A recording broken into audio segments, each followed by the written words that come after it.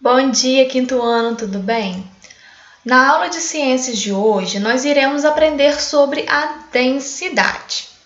Na aula passada, a gente já estudou o que é massa, que é a quantidade de matéria que forma determinado objeto, e o que é volume, que é o espaço que esse tal objeto ocupa. Então, agora entenderemos o que é a densidade e qual é a relação da densidade com a massa e o volume de um objeto. Então, vamos lá. Vamos estudar a página 7 da nossa apostila nova.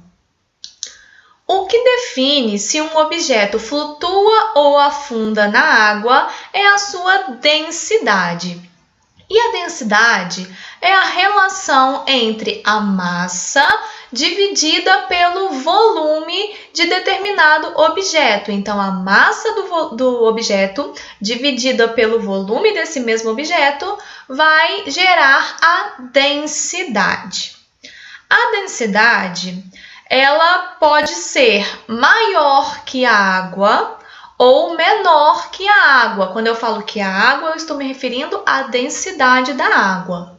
Então, quanto maior for a massa de um objeto comparado com o seu volume, maior será a sua densidade.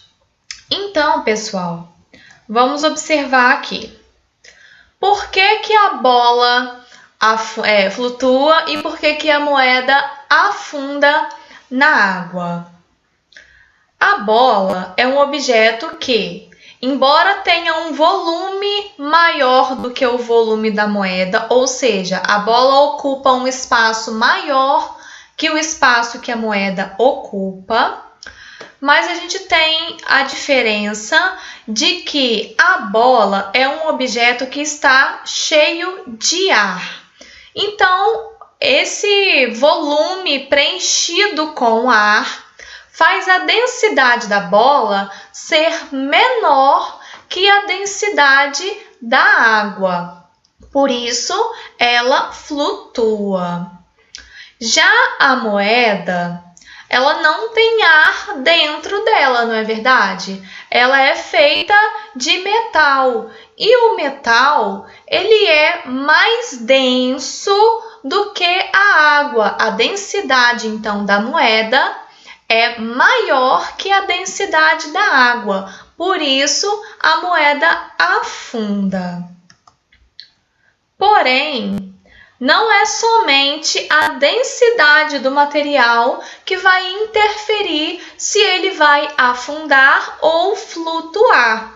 Como assim? A gente precisa também considerar o formato do nosso objeto. Aqui nós temos um exemplo na apostila. Nós estamos considerando uma folha de alumínio, então um papel alumínio. No primeiro copo, foi feita uma bolinha com esse papel alumínio e ela está lá no fundo do copo com água, então ela afundou.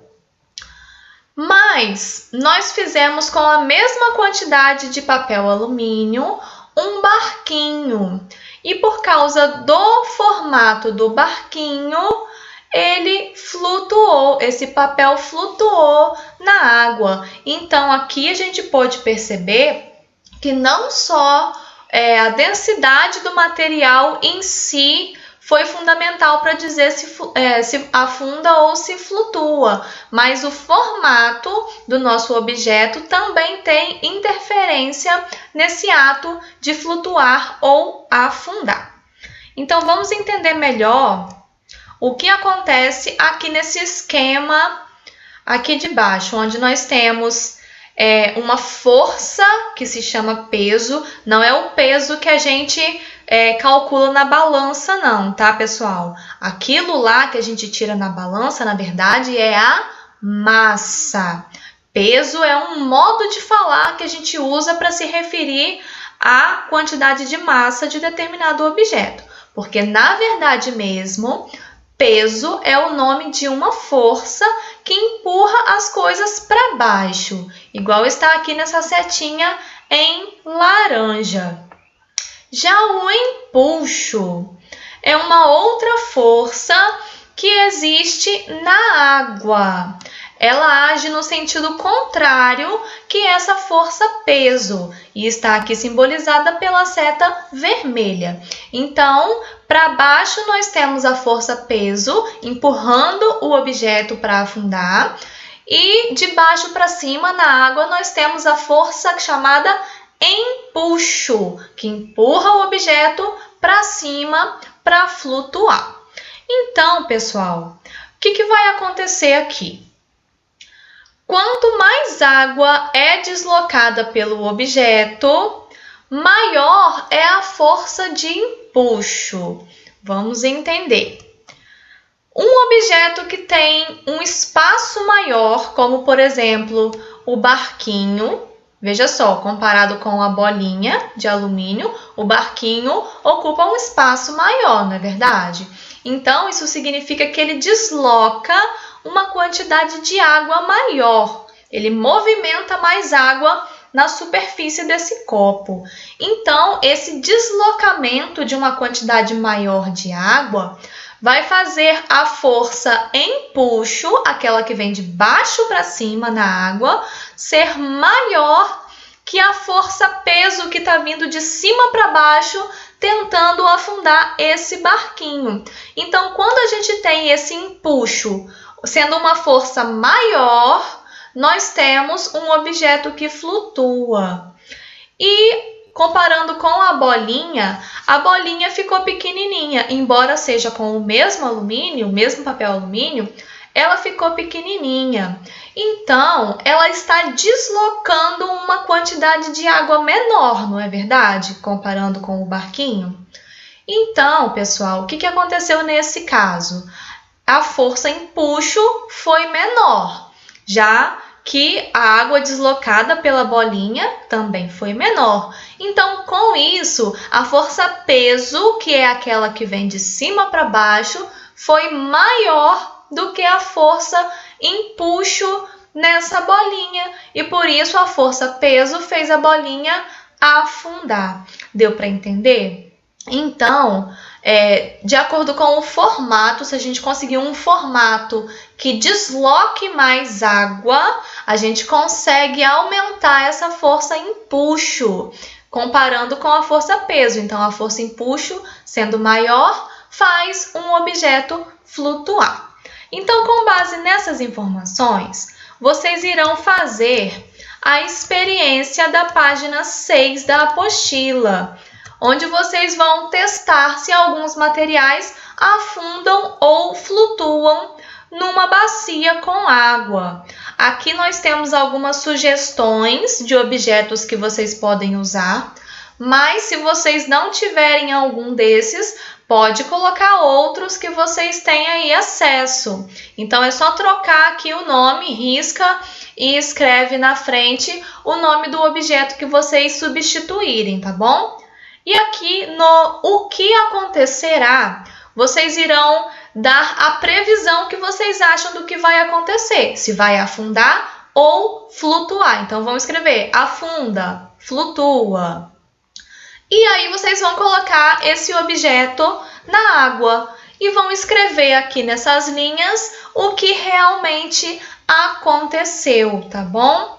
E no exercício número 1, na pergunta 1, está dizendo quantas previsões do que ia acontecer com os objetos vocês acertaram. Então, primeiro, vai responder essa coluna o que acontecerá e depois vai comparar com o que realmente aconteceu. E aí vocês vão ver. Vamos supor, no pote de iogurte, vocês disseram que ia afundar. Realmente afundou? Então, vocês acertaram a previsão. E aí vocês vão contar quantas previsões vocês acertaram. E no exercício 2, que características dos materiais interferem em sua capacidade de flutuar ou não na água? Então, aqui a gente vai levar em conta o formato do nosso objeto, se ele lembra assim um barquinho, se ele tem ar por dentro, entenderam? E também vão comparar em relação à densidade. Tá muito apertadinho, tá deslocando pouca água, tá pesadinho, será que vai afundar? Então, tudo isso que vocês irão comparar. Agora, com base nisso que a gente estudou, vamos entender como os navios de ferro flutuam. Ali pela moeda, a gente já pôde perceber que os metais são mais densos que a água, então tendem a afundar. Mas a gente viu também que não é só a densidade que vai fazer um objeto flutuar ou afundar. Existem outros fatores que interferem, como, por exemplo, o formato do objeto e a presença de ar dentro desse objeto. Então, pessoal, aqui tem uma outra experiência que, se vocês tiverem massinha em casa, é bem interessante fazer essa experiência também. E aí vocês irão perceber que o navio ele é feito de ferro, certo? Porém, o formato dele tem ar dentro. Então, veja só, no casco desse navio tem uma grande quantidade de ar. E o formato dele favorece o deslocamento de uma quantidade maior de água no mar. Então, ele desloca uma quantidade grande de água. Isso faz a força empuxo ser muito grande, jogando esse navio para a superfície. E, embora o ferro seja muito denso, a mistura entre o volume de ferro e o volume de ar que tem dentro do casco faz a densidade desse navio ser menor que a densidade da água. Então, a força-peso que está empurrando esse navio para afundar, ela é menor do que a força empuxo, que está vindo com muito mais intensidade. E é por isso que os navios flutuam. E agora vamos estudar sobre a solubilidade, que é a última página da aula de hoje. Nós já estudamos um pouquinho sobre isso no volume 2, fizemos até a atividade avaliativa. Então, nós já sabemos que quando a gente coloca o sal na água e mistura, esse sal vai se dissolver por completo, de modo que a gente não consiga enxergar mais a diferença entre o que é sal e o que é água dentro do copo. Isso significa que o sal é solúvel em água. Ele se dissolve por completo na água.